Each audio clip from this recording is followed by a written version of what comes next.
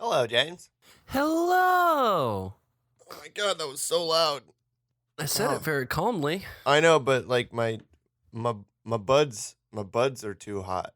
I hate it when my buds are hot. My buds came in way hot. I've been on sort of a journey with my buds recently. I hate those hot buds. My buds got real quiet for many days, and they were very muffled. And I read up on the internet, I said, how come buds so quiet?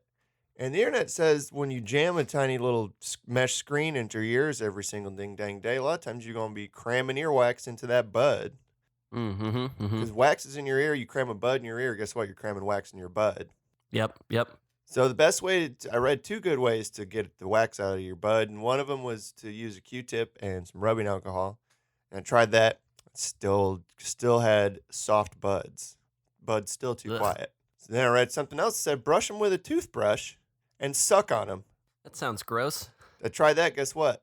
Totally worked? Incorrect. Buds still too quiet. How I get earwax out of my buds? Suck on them. Suck that earwax into your mouth. Suck your bud. Like poison out of an infant. Suck that wax out of your bud. I suck poison out of infants because I love to drink poison, not because I care about health of infant. I just want to get that out of the way before I get all of the emails. So anyway, because I'm a good smart boy, I figured out my own solution, which was first rub them with an alcohol Q-tip and then brush them and then suck them. Guess what? Now buds are hot and tight. Also, you're a little drunk because you just sucked up waxy rubbing alcohol. Yeah, I sucked up a lot of...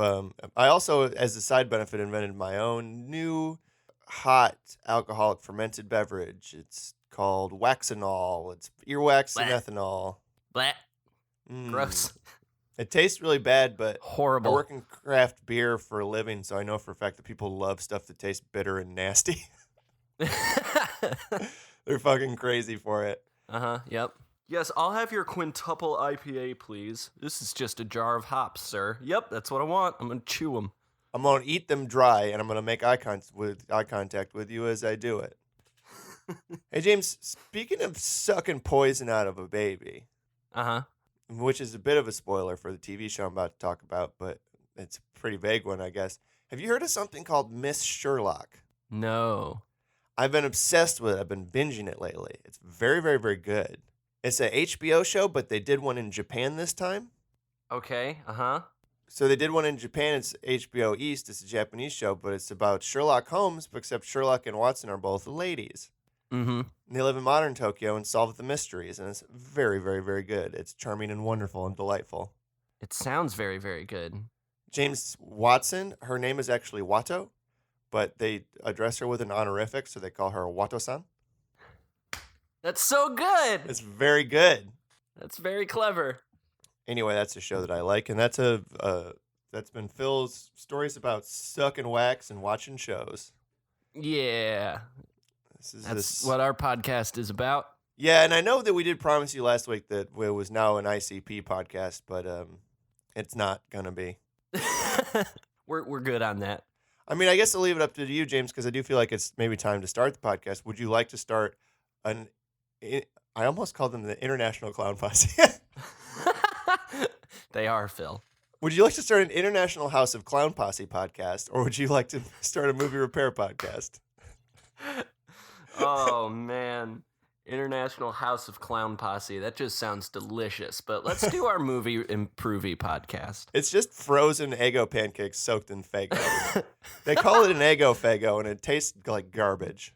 Wait, wouldn't it be a Faygo Eggo, not an Eggo Faygo? Eggo Faygo would be like maple flavored Faygo. No, all Juggalo foods, and I don't want to talk about Juggalos too much longer because we already talked about them a lot last week. All Juggalo foods are some sort of modification of Faygo. So that's an Eggo Faygo. You know, they also love hot dog Faygo. They're a big fan of 7-Eleven pizza slice Faygo. Psychedelic mushroom Faygo. All of these things are just cramming these foods into a 2-liter of Faygo until it ferments. Well, James, the 2 liters have too small of a mouth hole opening, so they generally use the old 3 liter. They're not animals. Oh, sure. Yeah, but then they soak them Kobayashi style, and just chug them on down. Yep. Yeah, I agree with you. Let's make a film repair podcast. Yep. I'm already bored by all the Juggalo talk. Jeez, sorry to bore you.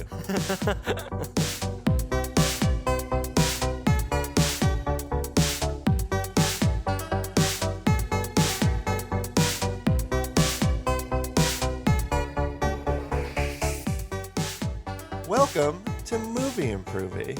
Hello. This is your world's first and foremost film repair podcast. I'm your licensed and board-certified film repair technician, Film Strassman.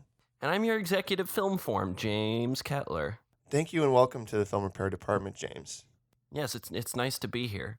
James, as always, hey, as I am every day. Yeah, do me a favor, pop in the break room, grab yourself a cup of coffee, take a second, but I am going to need you to come on into my office today. Okay. Have I done something wrong? Shh, we'll talk about it in the office, I think.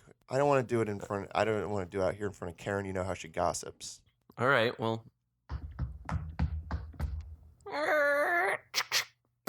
Yeah, this is what I wanted to talk to you about, James, is your bad Foley work that you're doing at work lately. We haven't even gone into the office yet, but you just stood here and made all those bad noises in front of me. Now I feel like I don't care if fucking Karen hears it. Quit looking at me, Karen.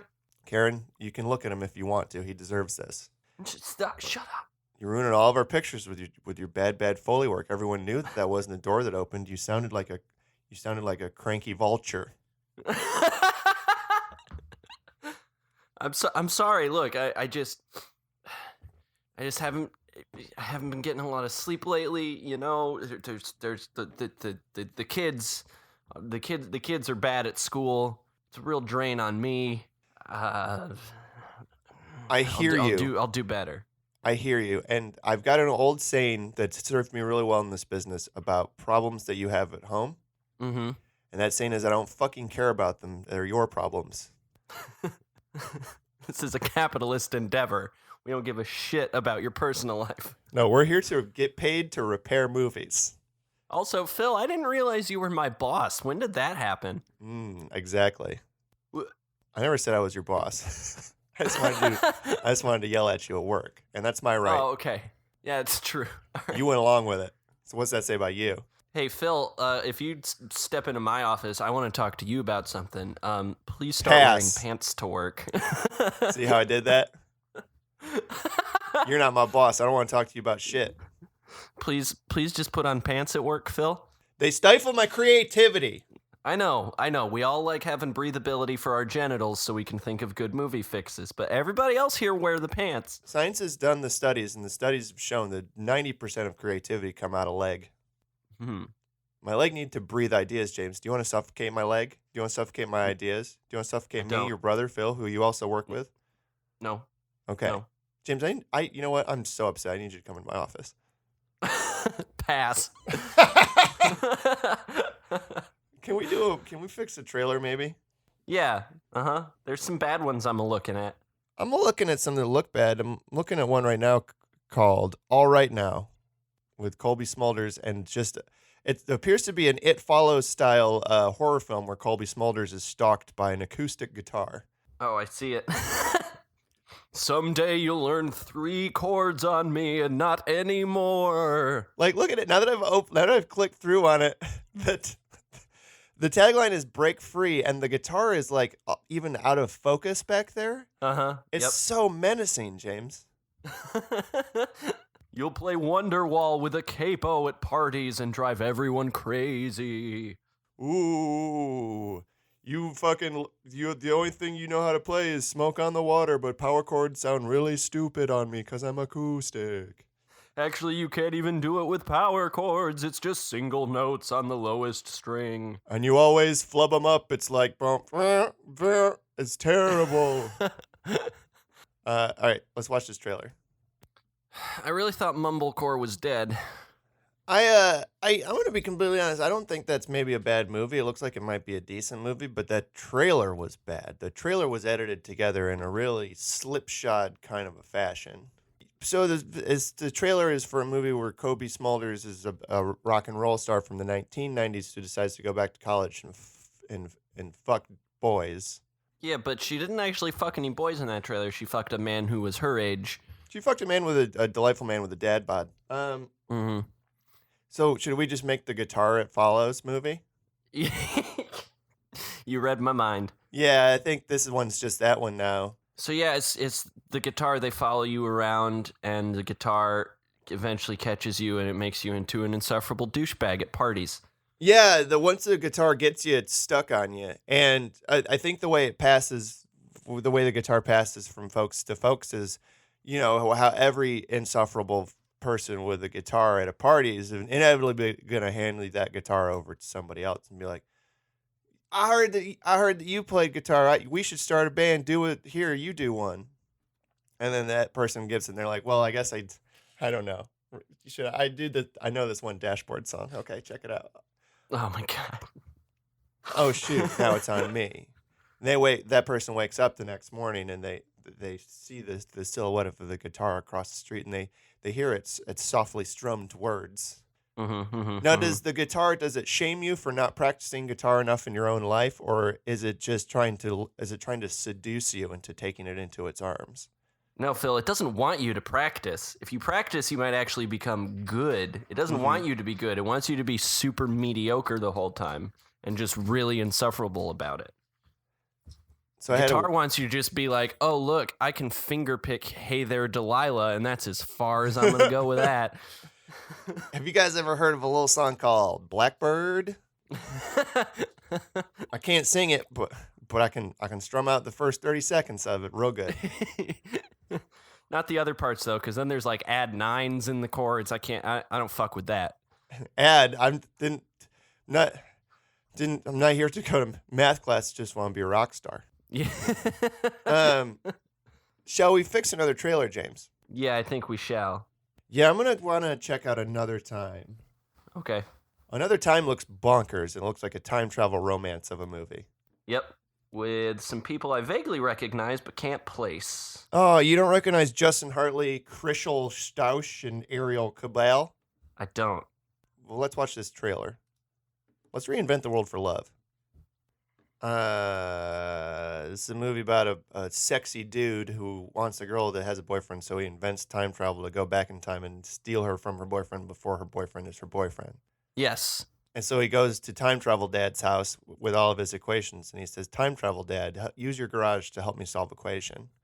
I should point out that I've seen exactly this movie trailer before, but it was for a different movie with the boy from Workaholics in it, and it's literally the exact same plot, only that movie is a fun comedy romp, and this movie seems to be playing it completely straight, and I don't know which one's worse. Can I use this trailer as a vehicle for my own time travel movie ideas? Absolutely. Here's something I was thinking about recently. Uh-huh. Time travel. Everybody talks about it. We all think about it every day. Yes. What's the biggest problem with traveling backwards in time, James? Oh, you might erase yourself. Yeah, I mean, that's a specific subset of the general problem, which is you create paradoxes. Yep. And if you create a paradox, you might fuck up, the Simpsons style. You might come back in Flanders as the emperor. You might fuck up everything so badly, James. Yeah. I was thinking about, a world in which that's not really much of a threat. Ours, everything fucking sucks now. The world sucks and is on a terrible trajectory towards helldom, and every millennial wants to die anyway. So if time travel got invented now, time tourism would be dope because no one would give a shit what happened. Yep. They'd load you into your time machine and they'd put those time goggles on your face and you'd be like, do I have to worry about, should I step carefully? I don't want to step on a bug and upend the whole world. I'm just kidding. Who knows what horrible monsters could rule the... I'm just couldn't even get through the sentence. I'm going to go fuck my grandma in front of Hitler. Oh, no, apes rule the world now, but, we have universal health care, so... They call it universal ape care, which I guess technically makes sense because you're caring for their ape bodies. Yeah, it turns out that apes take over, and they're like, humans, you're also apes, so we're good. Yeah, we're all just going to go to the ape party zone and bonobo down together. Yeah. Oh, no, dinosaurs are still around, and they're eating people, but, no one's a Nazi anymore. They've got beautiful hair, and there's naked Goldblums aplenty. We just kept cloning Goldblums, hoping that would fix the dinosaur problem. But now we've got roving wild packs of nude gold blooms running through the streets, and that's just wonderful. And the world's never been better. I also have a theory that a lot of cryptids from history, I think, are just misidentified time travelers. Okay. Have you ever heard of Spring-Heeled Jack? Yes. Spring-Heeled Jack, as you know, was a mysterious demonic figure who used to party around London in Edwardian times. Yeah, and he breathed fire and he jumped real good. Yeah, he shot fire, super jump, mysterious appearance, and vulnerable to bullets. You know what that all says to me is it's a future man. It's just Elon Musk. Yes. The difficulty with that is that Elon Musk would, I guess he could make a death tube time travel machine. Mm-hmm. Yeah. No, it's just that dumb fucking submarine he built. It was actually a time machine by accident. Yeah, and he went back in time and just got rowdy on some Victorians. All he brought was his stupid fucking flamethrower that he made for no reason and some springy shoes that were still in the prototype phase at Tesla. Mm-hmm. And he was like, wow, I could use my knowledge of the future to, like, solve diseases or, like, really help the impoverished people. Or I could just fucking jump around and shoot fire at folks. Guess which one I'm going to do? And that's good for the past and the future because we don't have him anymore. Yep, no more Elon. And they all get fun experiences to regale themselves with in lieu of television. Yep. James, do you feel sufficiently warmed up to maybe repair a film at this point? Yes. Now, I'm going to be honest with you. My ideas for this movie they're not really. This was a hard one to come up with ideas for, Phil. So we're fixing the pop culture phenomenon from 10 years ago that I think everyone almost forgot about now, the Vinici Code. We're really working hard to maximize our SEO. You know how many people are Googling the Vinici Code and stumble across the podcast page?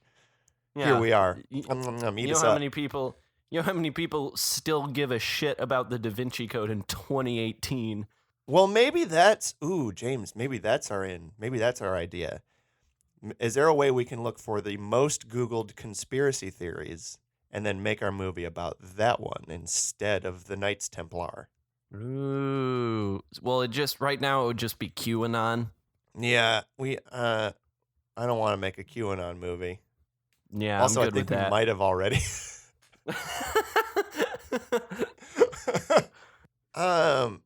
Yeah, see, here's the problem with conspiracy theories now is they're all just from racist conservative wackadoodles. Yeah, they're not fun anymore. It's not like Tupac faked his own death and he lives in Jamaica as a taxi cab driver or something. I mean, that could be a movie. The Shakur Code. You remember that time that Tupac said the word cab in a song?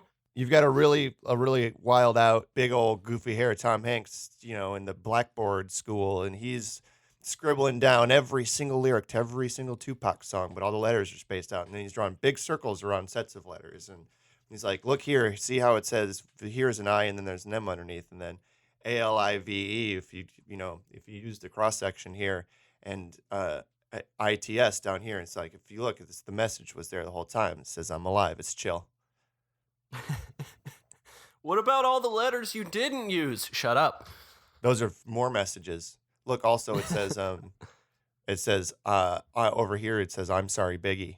Right here it says potato chips am good. Just giving some food opinions. Yeah, Tupac loved to hide food opinions in all of his songs, and also, apologies to people with whom he'd beefed, and the present tense declarations of his living status written before he was believed to have died, as we all do. Yeah, wasn't he alive when he wrote them, so couldn't it just be about that? Shut up again. No, yeah, please shut up, but also, this isn't a class. I don't know why you're here. I'm not teaching a class.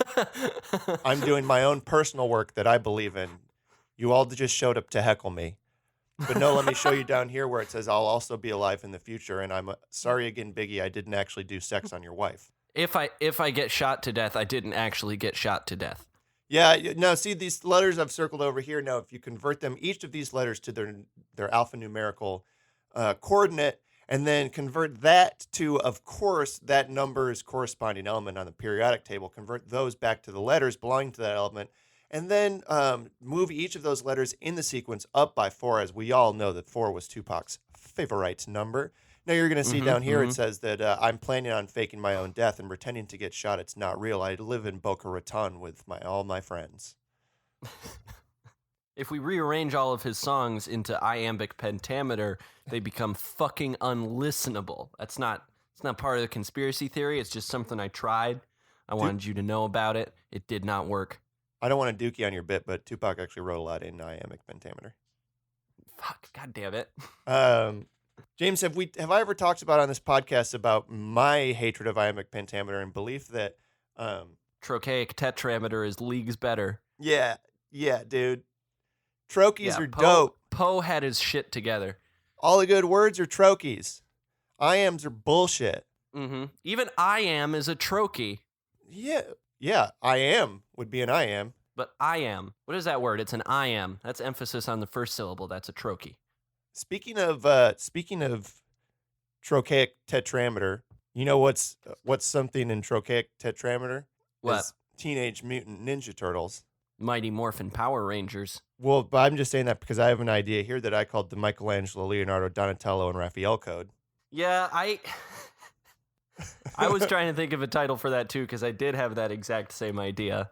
Well, I came up with it for you. Yeah, I wrote down the Ninja code, but I think yours is better. I mean, it's longer, so it's better. The long titles, as we have proved over and over again with our own scientific methods, is the long ones are best. Now, it is the secret being revealed here is not the hidden lineage of Christ. Maybe it is. Maybe it's the hidden lineage of Christ, like in Da Vinci Code, is that Christ had a family and then they had a family and then they're still alive somewhere, and that's important for some reason. But he fucked a turtle though. Or he fucked a big ol' rat, and then that rat adopted some turtles. Maybe both. Yeah, maybe why not both? Jesus started several lineages. One of them was turtles. One of them was rats. One of them was big old warthogs. One of them was kitchen knives. The thing about being a god is you can fuck whatever. Zeus proved it. It's true. You can fuck whatever as whatever. Mm-hmm. So Jesus, like Zeus, and these are parts of the Bible that somebody forgot or chose to burn. We can cover that in the movie. Jesus got real wild with fucking all sorts of nasty sewer animals. But what he didn't anticipate in his good time havings was that Jesus's pullout game was very weak, James. Yeah, and also his sperm are super fertile. Yeah, the ooze is actually, oh dang, it's Jesus's, it's his cum. It's his spunk. Yeah, his spunk is nasty and radioactive and green, as all gods are. And it turns animals into powerful, anthropomorphized ninja warriors. And of course, we've got our Tom Hanks with his big hair, running around the Louvre trying to find all the old medieval paintings of a turtle. And he's like, "Look, this one behind this turtle painting, there's a pizza. Proves it. Proves it. If you flip the Mona Lisa upside down, she's actually a rat wearing a gi." Yeah, no one's been able to explain it until now. Until I did. No one's ever looked at this painting upside down before. Da Vinci knew it. His friends all knew it. Michelangelo, Leonardo, Donatello, and Raphael, who were all friends and were friends with Da Vinci, they all knew about the secret turtles and rats. Yep. And they created a secret society to keep it a secret. And I've discovered that secret. Da Vinci was actually a turtle himself. That's why he wore that big old beard to hide his creepy turtle face. Yeah, people hate to look at a turtle face and they won't accept you into society no matter how many helicopters you invent. That's why Da Vinci was a vegetarian, because he saw someone eating turtle soup once and he was like, James, do you have any more ideas? Paul Bettany is in this movie, and he whips and stabs himself a lot for Jesus. Oh my God, that was Paul Bettany. Yep. Didn't even realize it. He looks so blonde. Yeah. You remember that movie Dogma? Yes. You know how there's a scene in that movie Dogma where George Carlin is a priest and he's like, Jesus needs to be nicer, and he introduces the Buddy Christ? Yeah. So my movie's called Daddy Christ. Ooh. Wait, Daddy Christ or Dom Christ?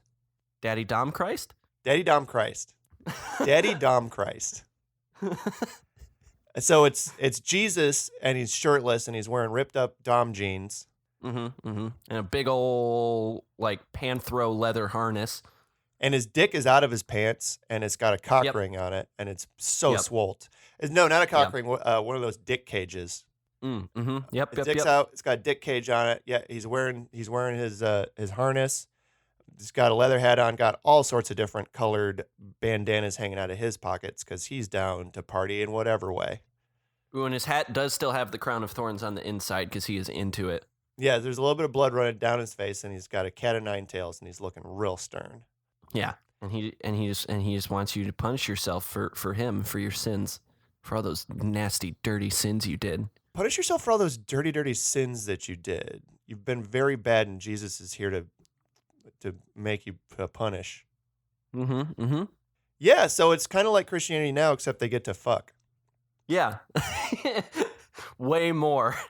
Hey kids, Christianity. You've heard of Christianity, but guess what? Now it fucks. Nah. Same great flavor now with more fuck. You've heard of Christianity? Well, this is BDSM Christianity. Bible does Satan mad. I didn't listen to that, and I'm glad. I'm going to send you an image here, James, because I do want to, even though a lot of modern conspiracies are racist garbage, there are some good ones floating around out there on the internet that could, I think, be investigated by some sort of symbol-loving, hermetic sleuth. And I'm going to show you an image here that I recently saw on the internet that intrigued me greatly. I'm not one who believes in conspiracy theories generally. I think that JFK was shot by one guy. I think that the men did go to the moon.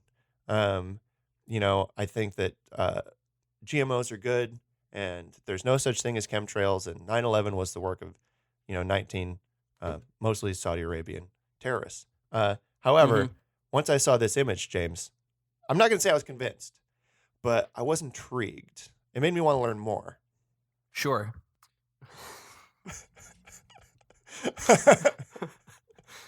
Okay. So it's a picture of the Earth. Now, Phil, my first issue with this image before I describe it is that the Earth would have to be a sphere for this to work, and as we all know, it's flat. Okay. Well, let's not mix our chocolate and peanut butter just yet.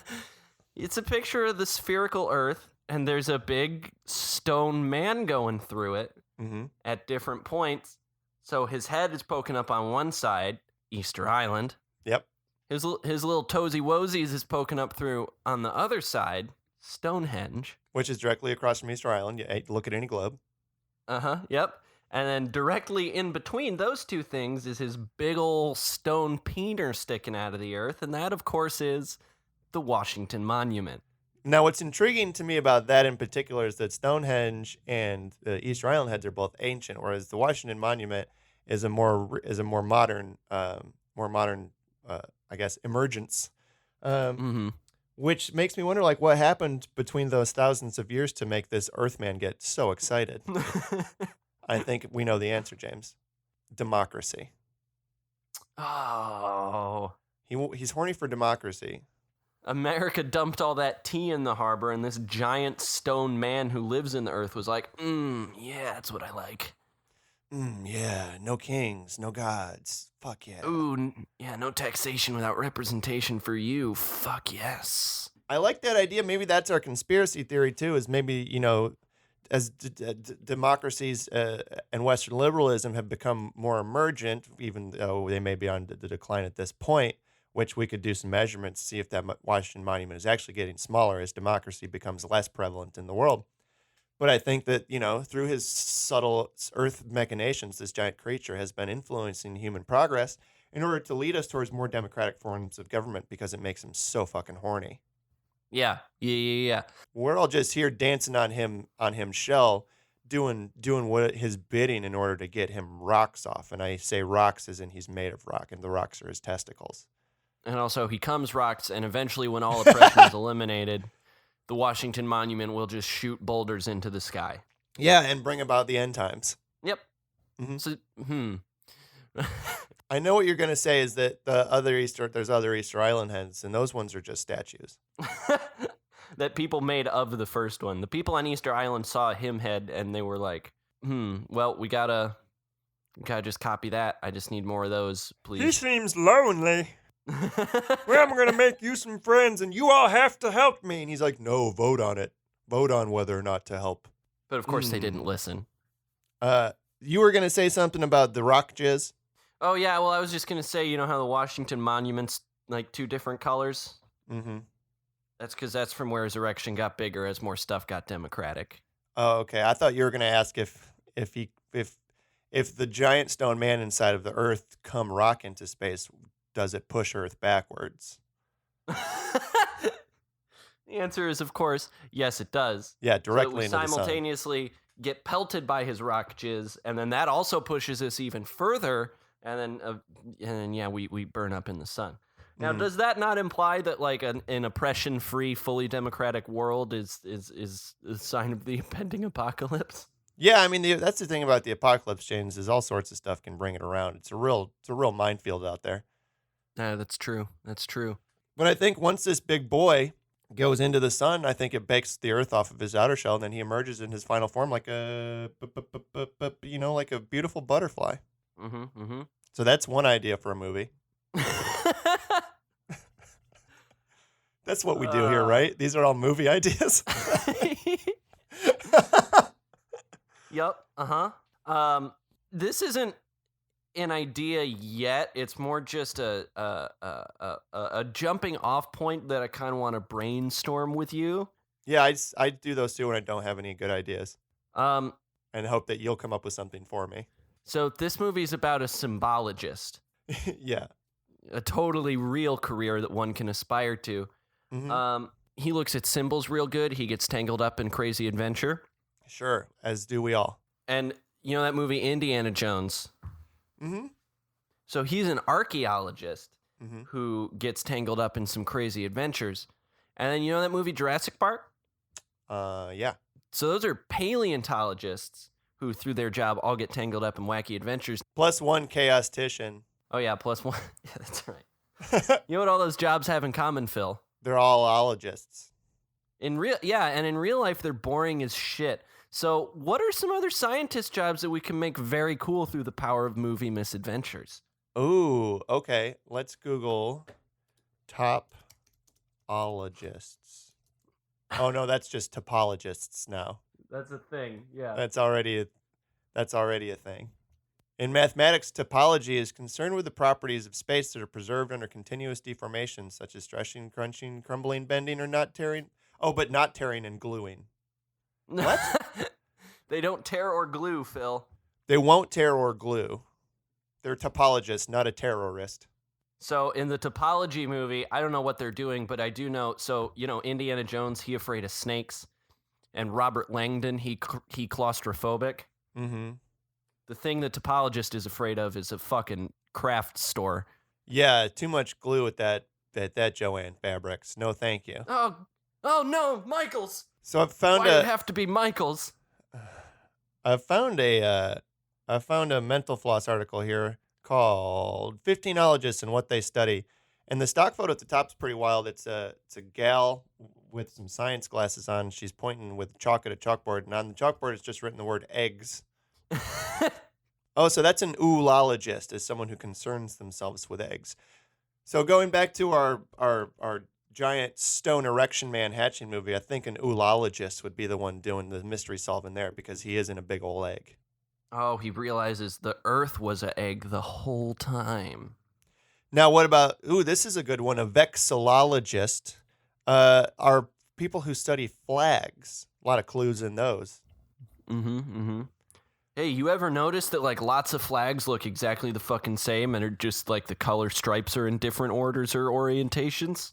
It's because of, for years and years, the Illuminati have been using the same flag design to secretly hide a message in all of the Earth's flags. And it's, I've uncovered it now. I'm Karen the vexillologist, and my message for you is all the flags say, "Don't kneel near us, it's disrespectful." Dang it. Oh, and also there's a side message here. It's from the Illuminati themselves, and it says, also, we're really uncreative with flag design. We're sorry. We're good at one thing, and it's secret messages, and we're bad at everything else. Dendrochronologists research tree rings. Yeah. A lot of secret messages in those, I imagine. How old the tree is and others. Yeah, and I think like Indiana Jones, they run around forest to forest, putting trees in a museum. They look at a tree and they scream, "It belongs in a museum!" And then they cut it down and then drag it to the Smithsonian. And the Smithsonian's like, "No, thank you. We can't fit this big tree, and we are not interested in it. It's not cool. It's just a regular tree you cut down." It's just an oak tree. There's a bunch of those. There's one right there. Then the dendrochronologist is like, "No, look at the rings. Look at the rings. The rings mean something. There's 947 rings here. If you divide 947 by 13, you get the answer to the riddle, which is that I just picked a tree at random." You cut down a 1,000-year-old tree. Why would you do that? I don't know anything about trees. I only know about tree rings. I can't identify a tree's type or its age by looking at it. They're just all big, green, nasty blocks to me. But once I get inside of them and the rings are there, that's when my expertise starts, and I can count how many there are. I'm very good at counting is really my skill. Dendrochronologist away.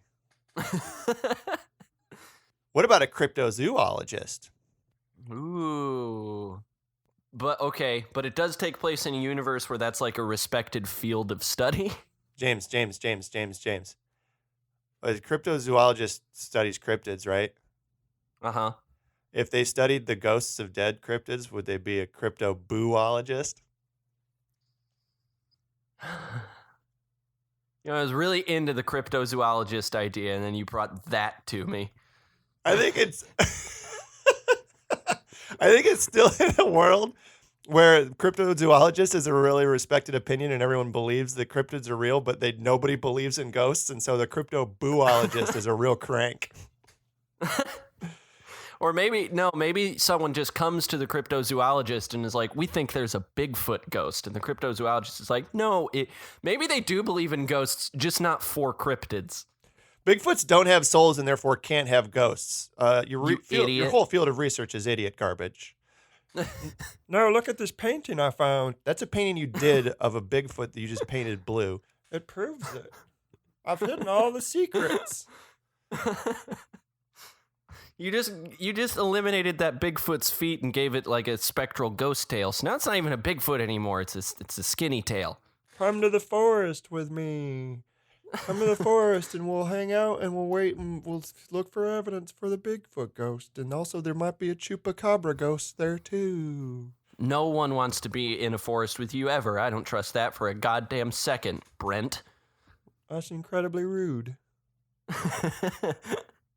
I go camping with my friends every weekend. They're not experts like me. They just get real drunk and rowdy. I'm the only one who sees the Bigfoot ghost.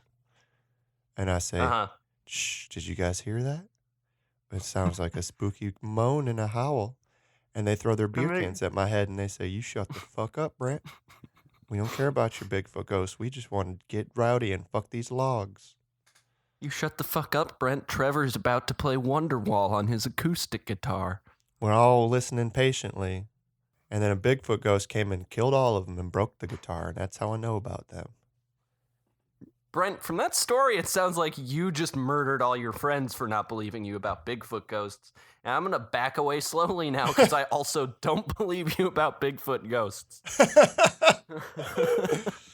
Oh, man. Hey, I've got an idea. Uh-huh.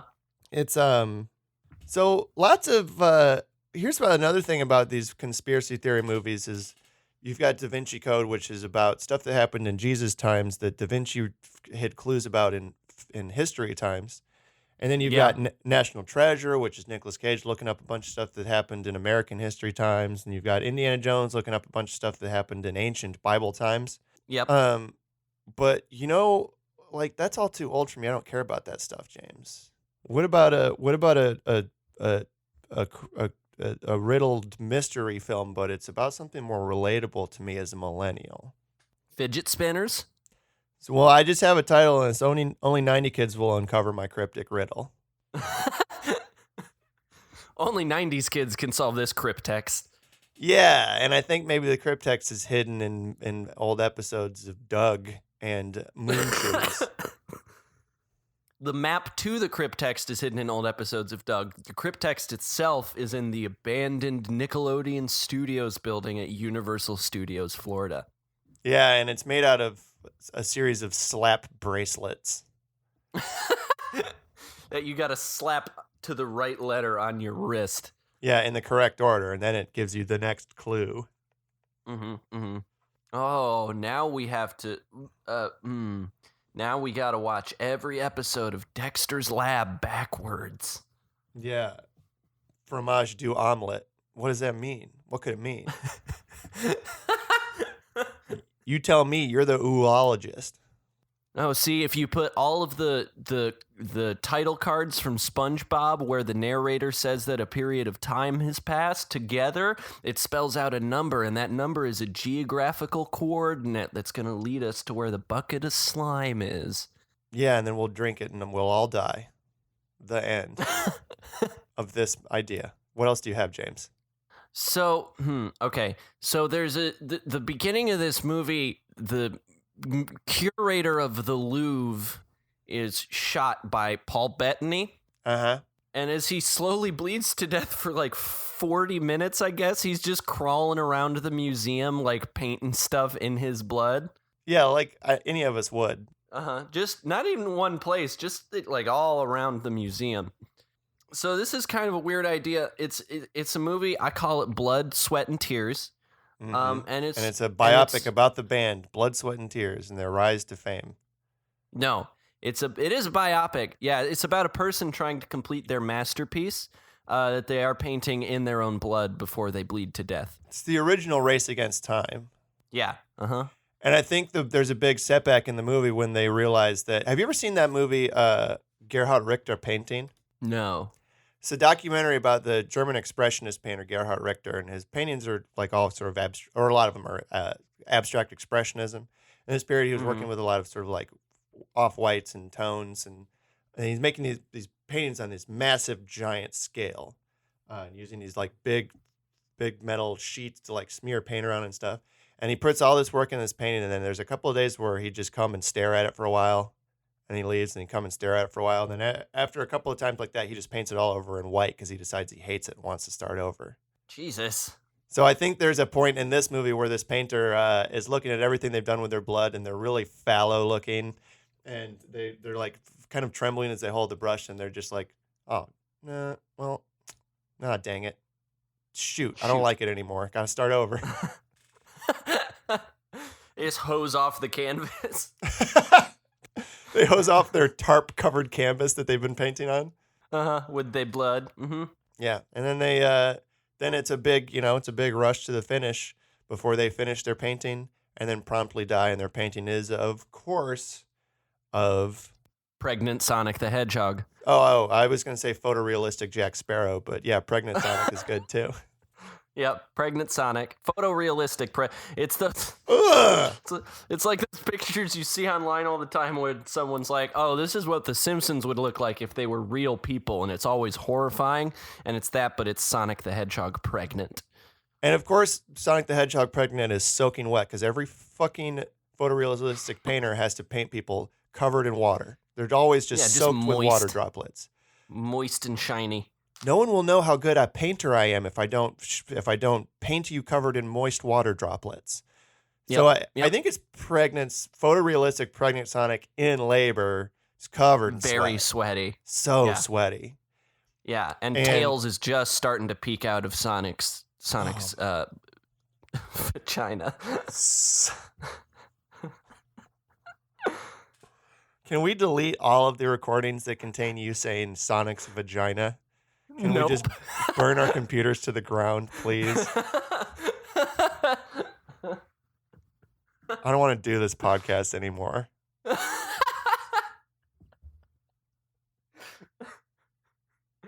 We've gone too far. Oh my God. We're victims of our own hubris. We went too far, Phil. Yeah, by just talking about Pregnant Sonic every episode.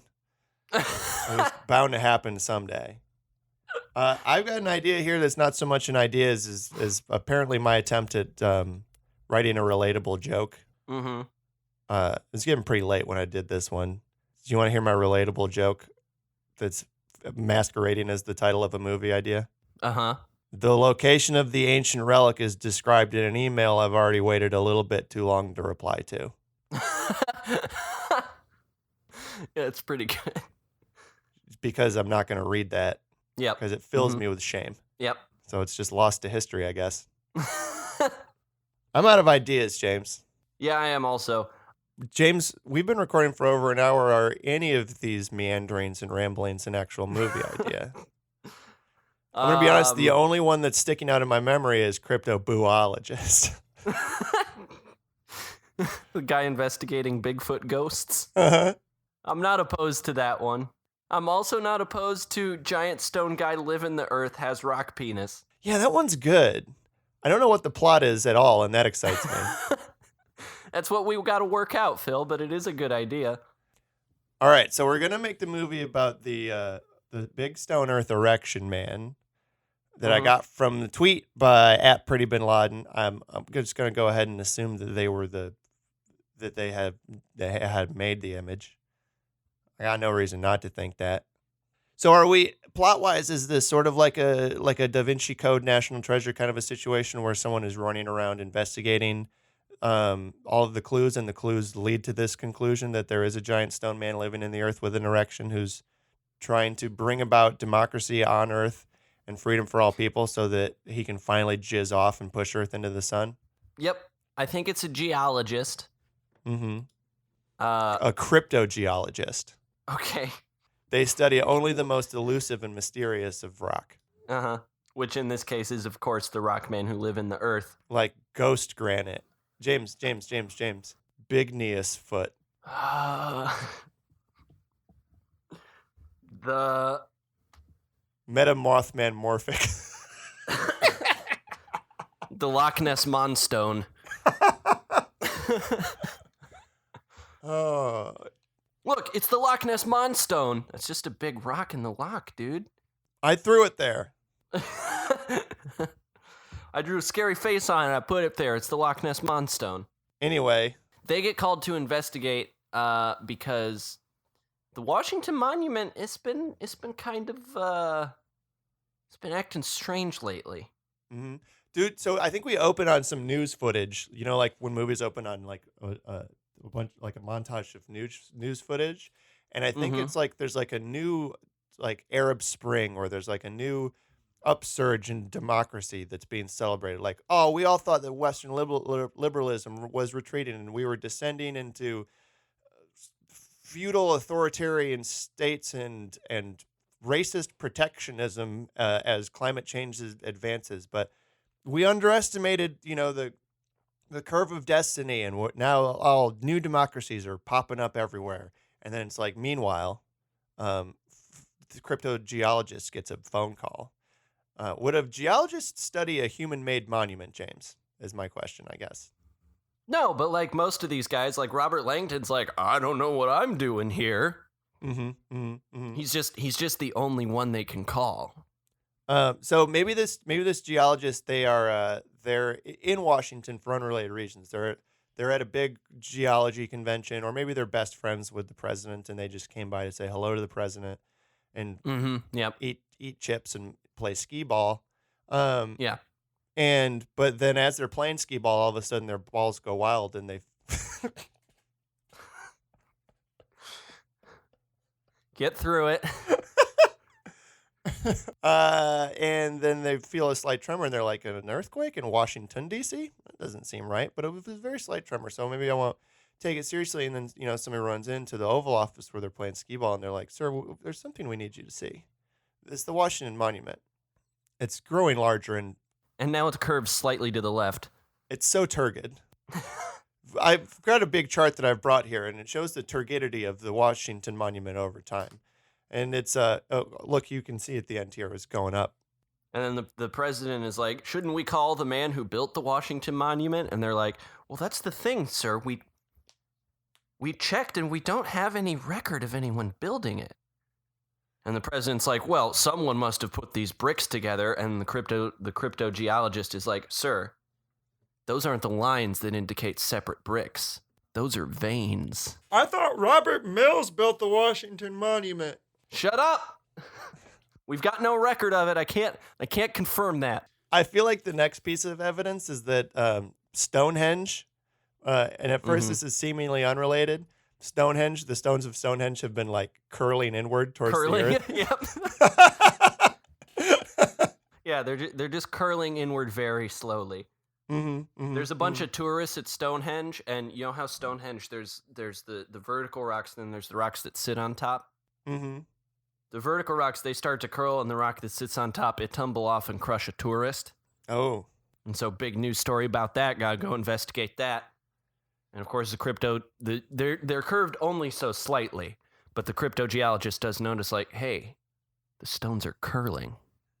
And then, of course, the last news report, so they're just zip-zapping all over the globe, you know, as these things happen one by one. We cut to an airplane, and there's a dotted line, and it's moving. Yep.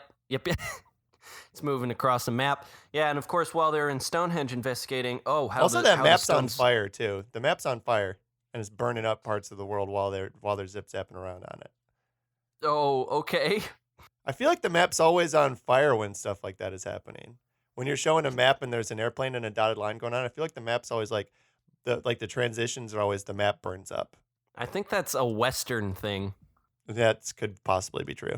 It's a Western thing of like there's a map and then a brand hits it and it burns. Oh yeah, this movie is a Western. Oh, okay. They're all cowboys? They're all, yeah, it takes place in modern times, but everybody's cowboys. President Cowboy. Cryptogeologist Cowboy. Yeah, there's always spurs jangling in every scene. Everybody's always just got their hands like this ready to quick draw. At their sides, parallel to their body. Fingers a twiddling. Yeah, because they don't know what they're going to run across next. So yeah, while they're in Stonehenge and the cryptogeologist is, you know, they're very ready to draw their guns on whatever is making these stones curve at Stonehenge. Oh, sure. Another news report on the TV. The TV at Stonehenge. Yeah. So the big rock fell and crushed the tourist, and like just their legs is sticking out like the Wicked Witch, and they just got like a little tiny portable TV clipped to their belt, and it's that one that they're looking at that the news report is on. And it's the Easter Island face. It's making it's twisting, it's distorting, it's making some kind of strange face. Yeah, one of the Easter Island faces has been like scrunching its eyes real hard together, and like its mouth is slightly agape. And some other scientists who were there studying unrelated stuff, they swear, they can't quite be sure, but they swear they kept hearing it whispered, "Democratize me, Daddy," over and over again. But very slowly. Yeah, at a geologic pace. Yeah. It says it like one syllable a week for like a couple of weeks, and they've been recording it this whole time, and then the cryptogeologist gets there and he's like, speed up the recording. And that's when they hear it. It's of course moaning.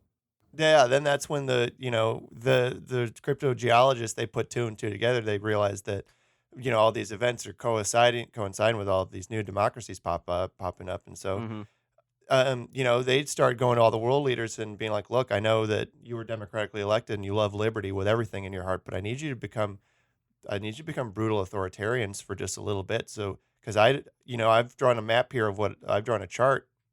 A chart is a map of data. I've drawn a chart here of what I think is going to happen once this bad boy inside the world gets his rocks off, and it's the picture of the Earth, and it's a picture of a sun, and it's an arrow, and then it's a big explosion. But he actually doesn't get that much out. He's just like, listen, I know you love democracy, but I need you to become authoritarian dictators, and everybody's just like, done. Oh, a scientist told me to do it. Why did he tell you that? I don't know. I just did it. As a politician, I always listen to scientists who tell me to do things I already kind of wanted to do. Yeah. But I think it fails. I think that, you know, the people react against these power grabs at all the nations around the world and take back even more power for themselves than they ever had before and make everything even more democratic. And the movie ends with the big stone guy inside of the Earth, you know, spraying out his love stones and pushing the Earth into the sun, and then the Earth shell cracks and all the humans die, and his beautiful stone wings spread, and he flies out into the solar system and goes to fuck the shit out of Mars. Yeah. I love this movie. Yep. What is it? Do you want to try and name it, or do you want to try and gestate on a title while we cast it? Yeah, nothing's coming to mind, so I'll gestate on it. Okay. I mean, the earliest title I can think of right now is something along the lines of the Da Vinci Load, The Easter Island Load? the Washington Load. Right now, let's put a pin in the Washington Load. Okay. So who do we need to cast for this? We need the cryptogeologist. We need President Cowboy. their best friend, President Cowboy. Uh-huh. I think we need a someone with a vested interest in keeping this conspiracy a secret. Maybe it's the president's top advisor who's like vying for more power for themselves and doesn't like that the President Cowboy always hangs out with his best friend. Maybe it's the Secretary of State, actually. And they're like, look, It's not even that they're vying for power. They're just very jealous that they're hanging out with someone else. they're super jealous. And I became Secretary of State so I could hang out with the president most. And you guys don't even ever invite me to play skee ball. And I'm gonna foil your plot. To save the Earth, because fuck you. Mm-hmm. The Earth sucks. I can't even be friends with the president. I don't even want to have an Earth. Mm-hmm. And then let's cast our giant stone Easter Island man Yep. and the planet Mars. James, tell him what we do to cast a movie. Phil's gonna roll some dice, some cool many-sided Dungeons and Dragons dice. They're two 10-sided dice. They add together to make a 100-sided die. So he's gonna roll those to pick one of the 100 movies on the IMDb list. And once we've picked that movie, he's gonna roll one 10-sided die to pick one of the actors from the cast to be in our movie.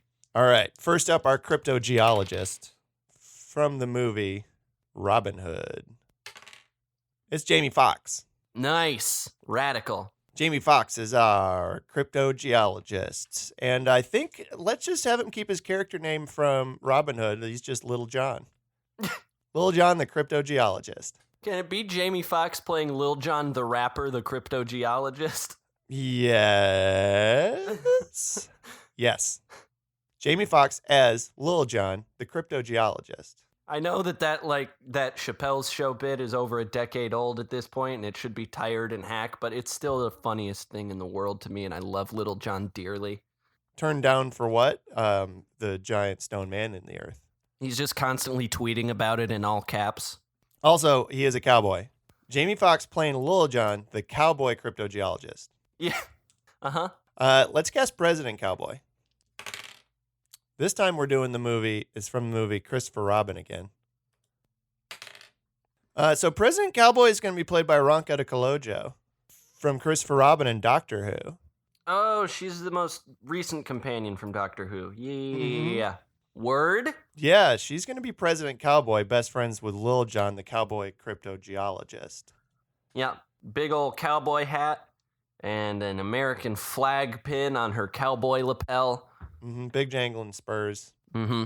I think some stars and stripes cowboy boots. I think that's the only name we ever get for her, right? It's just President Cowboy. Right. All right. Who else do we have to cast? Oh, yeah, our super jealous Secretary of State. Mm-hmm. From the movie Mary Poppins Returns. From Mary Poppins Returns, it's going to be Mary Poppins herself, Emily Blunt. Hell yeah. Emily Blunt, you are so jealous of President Cowboy's best friend. I started my career in politics and got to this elevated position and became third in line to receive the presidency because I just want to be best friends with President Cowboy. The stupid Little John is getting in my way. God damn it. Your music is bad, Lil Jon, and also you don't know shit about rocks. What's a good Secretary of State name? Hey, let's look up Secretary of State. You know what? You know what is a really good Secretary of State name? How about we got it right the first time? It's Thomas Jefferson. Yeah, okay. Cowboy Thomas Jefferson. Yeah, her name is Cowboy Thomas Jefferson, and she's the Secretary of State. Yep. No relation. No. She changed Why her would there name be? to Thomas Jefferson because she thought it would be she'd give her a better chance when she was running for office. Because people see that sign along the road, vote Thomas Jefferson for Secretary of State, and they're like, well, he did it once. I think he did an okay job. Mm-hmm. I wasn't there, but you know what? He's on my $10 bill. That's good enough for me. Wait. All about those Jeffersons. Jefferson's on the 2. He's on my $2 bill, and that's good enough for me. I'd buy that for $2. That was her campaign slogan when she ran for Secretary of State. She didn't even have to put up those signs. She just wanted to. Vote for me. I'd buy that for $2. I'm Cowboy Thomas Jefferson. She really just made 10,000 of them and put them all on the White House lawn so the President Cowboy would pick her. Vote me for Secretary of State, Madam President Cowboy. Please, just pick me. Yep. You're the only vote. I'm campaigning to you. Make me your Secretary of State. We'll be best friends. Let's cast our Big Stone Erection Man. Movie number 9, Ant-Man and the Wasp. It's going to be T.I.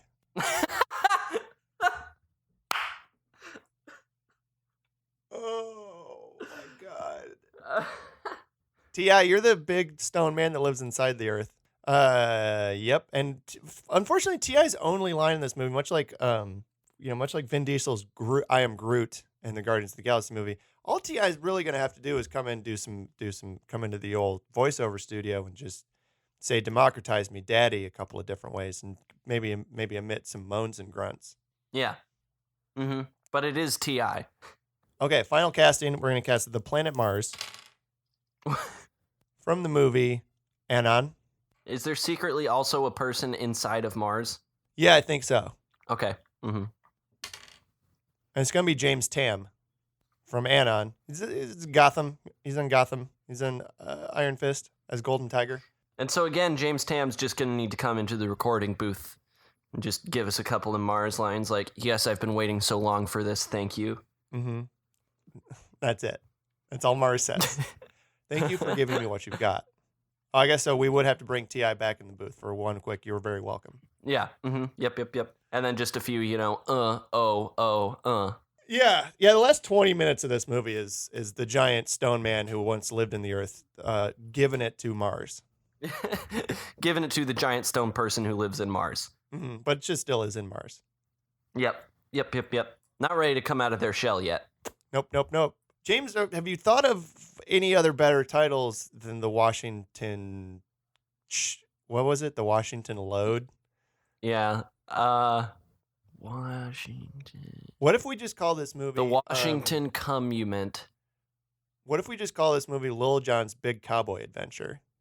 That doesn't describe the movie at all. Describes certain aspects of the movie. I mean, yeah. We certainly... Yeah, whatever. It's fine. I mean, is that better than the Washington Load or worse? Yeah. No, we're going to call it that. It's Lil Jon's Cowboy Adventure. Lil Jon's Big Cowboy Adventure. Lil Jon's Big Rock Hard Cowboy Adventure. What if we just call it Lil Jon's Big Rock Hard? No, I think the Cowboy Adventure part is important, so audiences know that they're getting cowboys and an adventure. Lil Jon's Rock Hard Cowboy Adventure. Big Rock Hard Cowboy Adventure. Lil Jon's Big Rock Hard Cowboy Adventure. Yeah. Sure. Fuck yeah, dude. Mm-hmm. Well, I think we've done it. Did we? I mean, I think so. We did a thing. Yeah, we did a thing. Well, thank you, James. Thank you, Phil. I want to say thank you to everyone who have listened to this. I want to say thank you to Cusick for the use of your song Dragonfly as our theme song. I want to say thank you to @PrettyBinLaden who provided us with the image that was the source of all of this mirth. Thank you so much for either drawing it or just posting it on Twitter. I'm not sure. But you brought it into my life. And thank you to Lil Jon for your wonderful persona and impeccable body of work. Yep. Thank you to Cowboys for inventing cowboy hats. You can follow us at Movie Improvie on Twitter or at _Movie Improvie on Instagram. You can follow me on Twitter at Phil Stressman. You can follow James on Twitter at Doc Professor Man. And, like and subscribe. Smash that like, smash that subscribe, baby. We need them. We need your likes. We need your reviews and ratings on all of your podcast delivering devices. We eat them. We eat them for power. We need them. If you don't give them to us, we'll die. We'll starve because we eat them for power. Yep. We need the validation also. Oh, yeah. We also eat validation for power. Yep. Fueled by shame, fed by validation. That's the creative person's promise. Well, unless there's anything else, James, I do want to say real quick that we hit a real low point in this podcast today. Yeah, and I'm not going to say it again, but we did both utter the phrase onyx vagina. And I think going forward, we need to elevate ourselves a little bit. We need to elevate our discourse. We need to elevate our ideas. And I think, frankly, come on, we just got to step it up. Yeah, come on, Phil. We got to step it up. Got to go fast. Goodbye. Bye.